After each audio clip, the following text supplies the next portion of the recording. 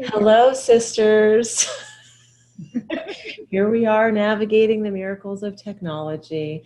I am super happy and excited and honored to introduce you all to one of the most exquisite souls walking the planet. She is my sister, my soul sister, my Kundalini teacher, Jiwan Kar. I met Jiwan 13 years ago. Wow. Yes, it My is guru. true. It is true. When I was pregnant with my third baby, and somebody said to me, actually, Jiwan, it was your sister-in-law. She, Really? she covered a yoga class that you were supposed to teach, but you couldn't. It was a prenatal class. I was the only one in the room, and so I had this private class with her. Chris, is it Chris? Is that her name? Amrita? Oh no, it was Aradhana. She's not my sister-in-law. She's a dear, dear friend. No, it wasn't. I want to say it was a woman named Chris. Am I wrong? Are you not related? Okay. No, it's definitely not my sister-in-law, but it could be like my soul sister, but Aradhana. Okay. Yes, yes. Whoever it is. It's She okay. said to me, if I was pregnant, I would want to take Jiwan's class. So just because she wasn't able to teach this one, you should come back and take her class. And I did, and I was hooked.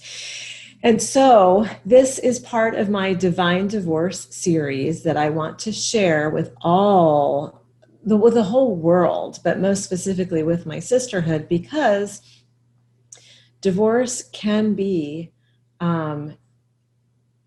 it's a rebirth, no matter how you look at it. It is a rebirth, and you get to choose how you navigate it and who you are within it, and who you want to be as you move through it and come out of it and move beyond. So I'm really, really hoping that by sharing the tools and the tricks that have been powerful in supporting me to keep center, to keep my inner peace, my harmony, in as much as is possible, because I am certainly not pretending that this was a skip in the park and we held hands singing Kumbaya. We did not. But Jiwan and I did. Yes. Yours too, but good. Yeah. And so I've been saying, because it's true, that Kundalini yoga has saved me from myself. And that's the smaller s self. It has saved me from that small part, that small mind, the mind of fear, the mind of constriction, the mind of scarcity, the mind of, all that, the stuff that keeps us in the wheel spinning of what ifness, the anxious mind. And I wanted to share from the master, as according to me, of Kundalini yoga, how it works, because I can't tell you all of the hows of it, but I can tell you that 3 times a week, 2 to 3 times a week, through the duration of my divorce, and beforehand and currently afterwards, I rely on these classes to reset my energy, to recalibrate my soul. And you guys know that with the work that I do, if my spirit isn't free and clear, if my soul is not in the highest place it can be, then my work is going to reflect that. And that is not acceptable to me. So as I'm here to serve, I want to do so from the highest place, which means, and for all of us, we have to take responsibility for our energetic hygiene. And we have to do the practices that nourish ourselves, that support us, that clear out energy that doesn't belong, that let us drop the things that are not meant for us to carry any longer. And Kundalini yoga, for whatever multitude of reasons and all of its magic, has been that for me. So, Jiwan, look, she's even holding her crystal ball. I know. The Labradorite, in honor of our new moon coming tomorrow.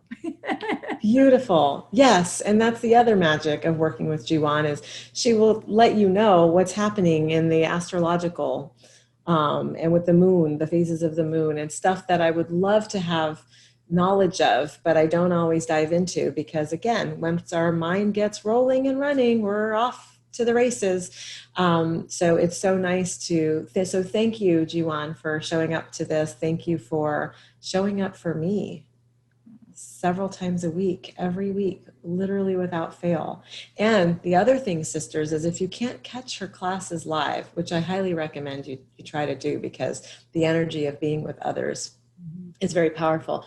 But Jiwan has saved me time and again by sending me the recordings of her classes, because oftentimes I would be in a meeting with my attorney while she was having a class and I couldn't attend it. And my heart was like, no, we need Kundalini. And so Jiwan would just send me the recording and then my heart could rest easy. It really was that dramatic. Believe it. Yes.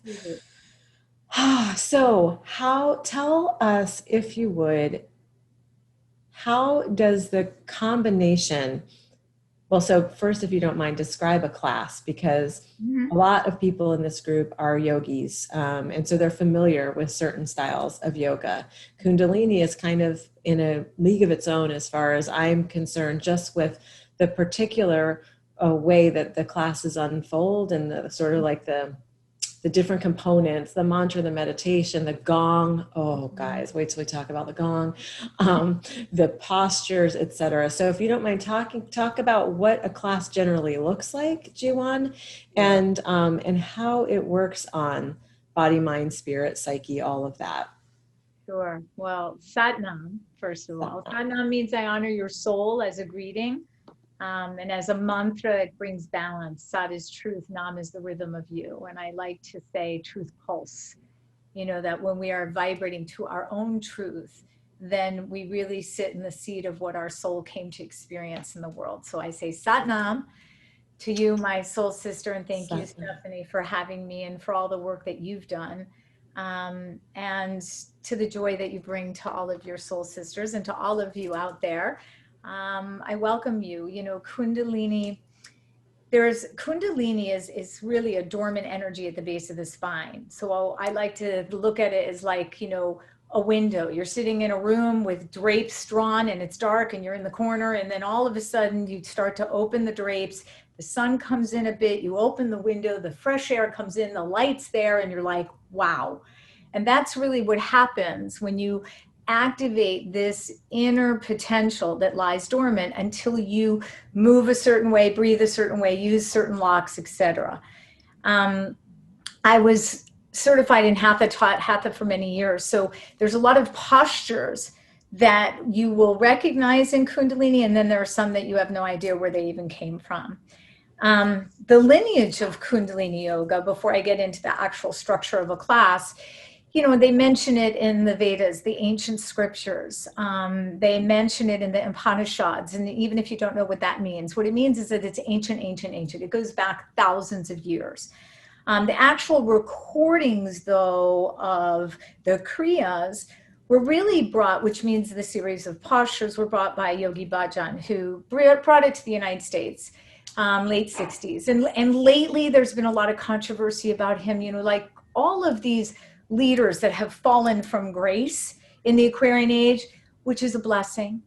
Women's words are being able to be heard. People's words are being able to be heard. So things are transforming.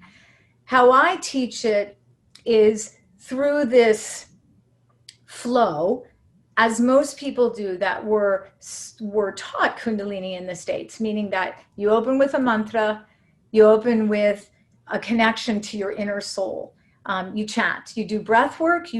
As teachers, we pick kriyas, meaning it works on a specific part of your being, your body, mind, and spirit. You can do a kriya for liver. Liver holds frustration, holds sadness, holds anger. Great emotion when it's channeled properly. Not so great when it's not handled, when it's not cultivated. There are kriyas to balance the digestion, the stomach, the nervous system. I mean, there's thousands. You can go on and on. There's kriyas to get rid of fear, to increase your state of happiness. So those postures are done.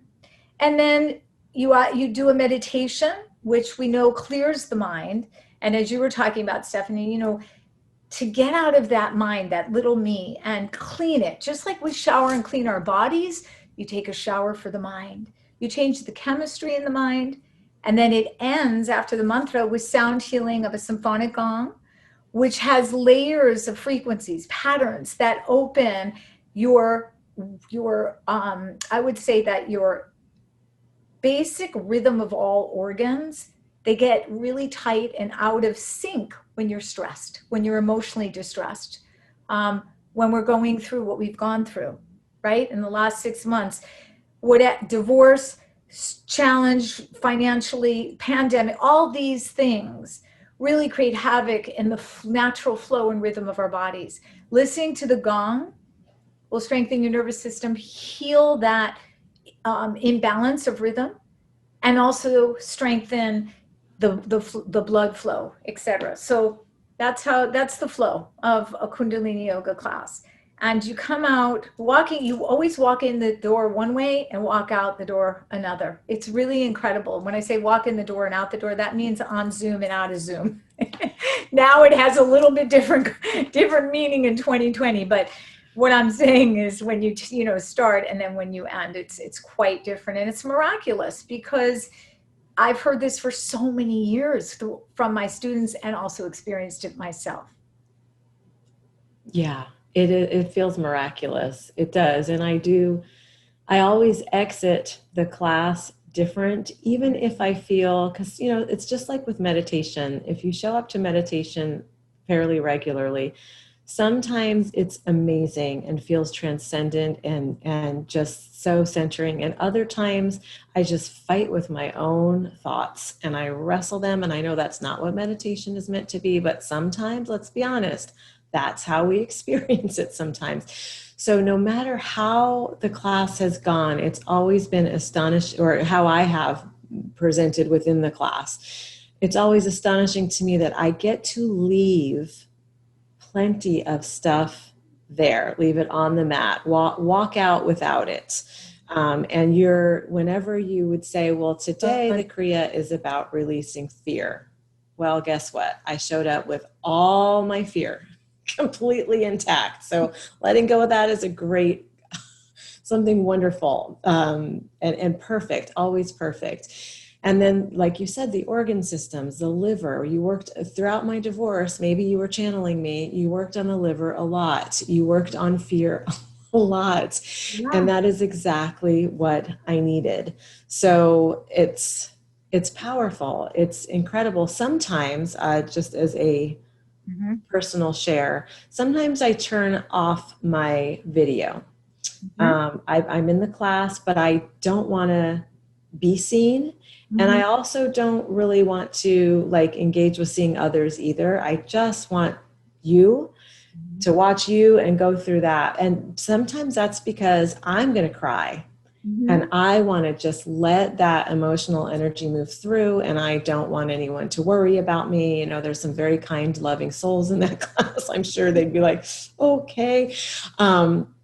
But so I'm saying this because take care of yourself. Show up to your practice and take whatever space you want. You are welcome. I always feel with Jiwan that whatever walks through the door or through the Zoom room is so held. There's such a sacredness and a joy and a love. She does this evil thing called frogs.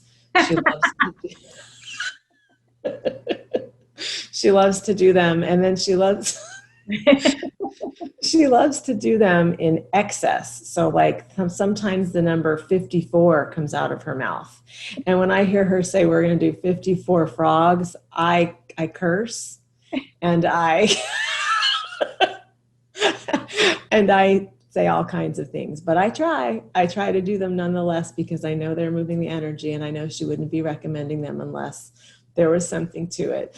So, wow. Yeah, it's just been a holy place for me. And the other thing that I love about Jiwan's class is that the sound healing that you use. So you mentioned the gong, but you do some other stuff too.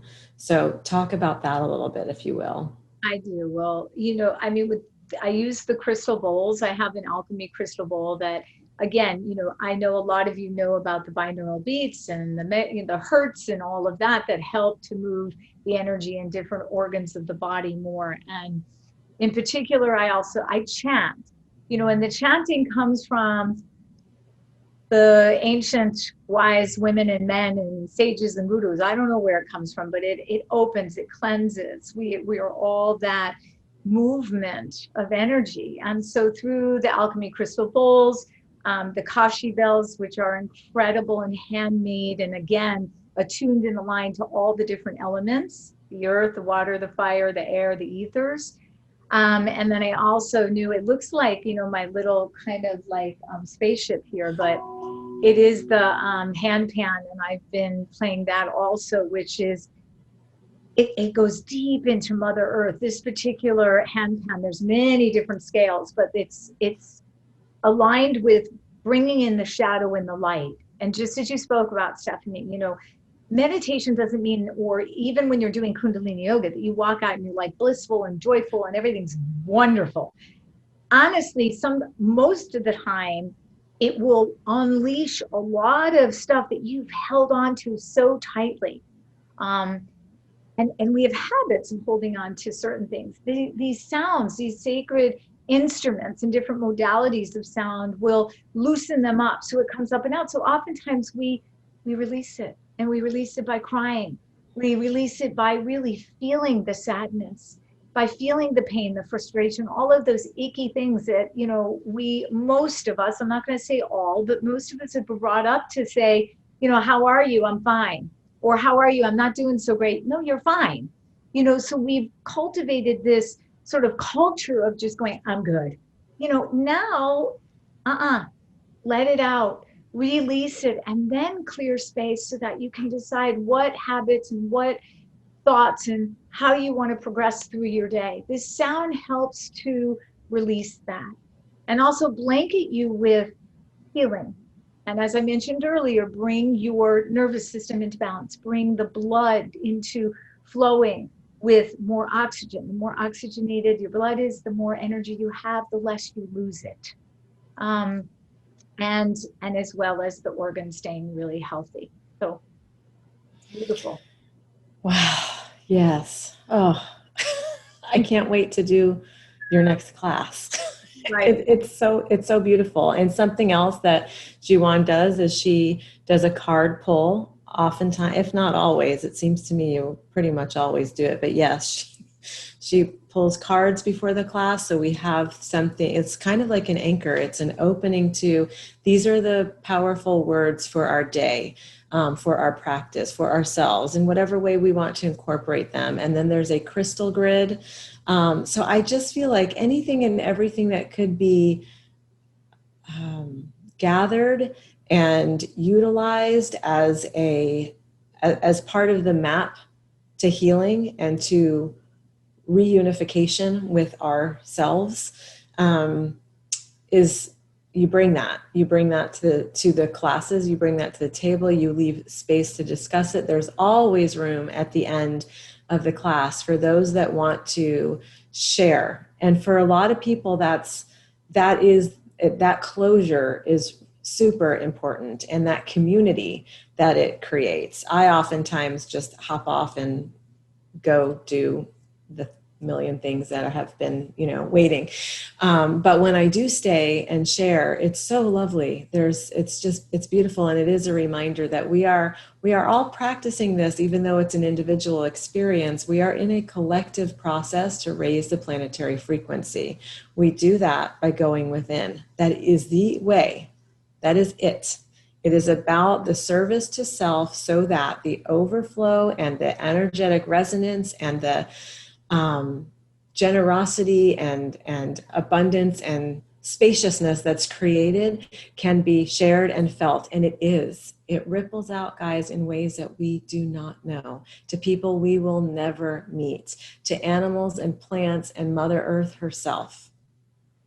Waheguru. So true. Waheguru. And the actual technology, the flow of how the classes go allows us to individually peel away the Maya, what we call the illusion, the veils, you know, and you can look at that as, we say often, I say, a healing of 7 generations forward and behind. And what does that mean? It means that, you know, you were in your mother's womb, whatever your mother was thinking at that time got downloaded into your DNA, into your habits, into your breath, into, and go back 7 generations, you know, where your great, great, great, great, great grandmother was, this challenges she had at that moment are not what you have. And same for the men that are, you know, their mother. What happens though is through this technology, you raise your awareness and consciousness, and all of a sudden you say, you know what? When I have a certain task to do, and maybe my mom got frustrated doing it, I have a choice whether I go in frustrated or I go in with a smile on my face and faking it till I make it. You know, it all of a sudden raises your awareness, and the awareness is 99.9% of it. You know, setting the intention, the inspiration, as you mentioned, you know, the words that I choose, it's always connected to the Kriya I teach. And the Kriya I pick the night before. Once in a while, I'll change things around, but rarely. And even today, it was integration. It talks about internal balance of the shadow and the light. What was the Kriya called today? Internal balance. Even when I read it, I was like, you know, and I love that. It reminds us of the synchronicity of the universe, as you were saying, you know, integrating all of the modalities that we have available to us, raising our awareness to it, and then taking it within so that we're accountable, that we qualify the way our thoughts are going to be at the beginning of the day. Like, do I want to get frustrated? Do I want to be tired? You know, what can I do to go through my day with a little bit more joy and ease, even in the most challenging situations? Yes, it's beautiful. And Mm-hmm. one of the phrases that you have been saying for years that I say to myself now, I hear your voice in my head, is keep up and you'll be kept up. Mm-hmm. Yeah. And that's not telling me, you know, like plow through, bulldoze on ahead. It's saying like keep up with presence. Mm-hmm. Keep up with your commitments to yourself. Keep up with the showing up Mm-hmm. for yourself. And then even if you feel like going back to these frogs that I find very noxious, but also very helpful, Yeah. even if I can't complete the full number of frogs, which by the way, guys, frogs are a posture that it's a movement. And it's a good workout for the It's like thighs and squat, but it's also different. And it exactly. releases things in the hip. The hips hold our old story, and it allows us to Yes. release, yes, upon them. Yes. What the body needs to Which is probably why I resent them because I'm holding on to some there stories you there. go. Exactly. Like all. Yes, yes. But this whole notion that you've planted in me of even if you can't or don't do it to the extent that the person next to you or on the other computer screen is doing it, it's not that. It's that you are in it. You are committed to it. You're giving it your best because the wave of support that comes from that person who is able to complete it carries me too, carries all of us. So keep up and you'll be kept up. There's enough energy and love and compassion and support here for all of us to thrive.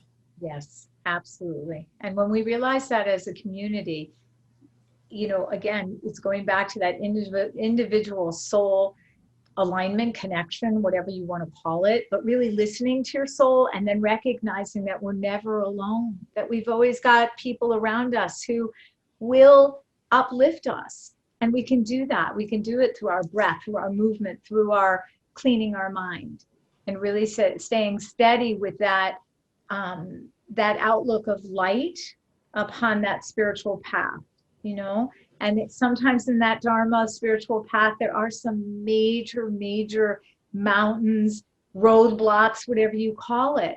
But this technology gives you a roadmap, if you will, to get around them, to not have to go through them, and even sometimes to get up and over them to the other side.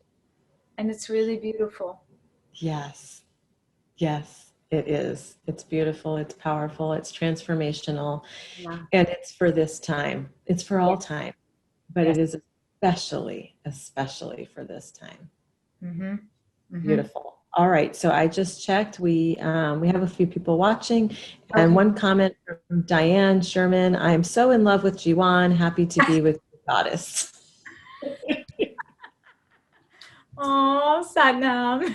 Love, love, love. So I will post a link for those of you that want to give it a try. You can. Her classes are open to all, and you can check out in more information about that. But no matter what you choose something that is incredibly nourishing to you, and something that you can continuously show up to as a practice. Let's say that we're practicing this life thing, right? And that whatever aspects of ourselves we want to release, that requires an engagement of a practice. And whatever aspects of ourselves that we want to grow and expand, practice.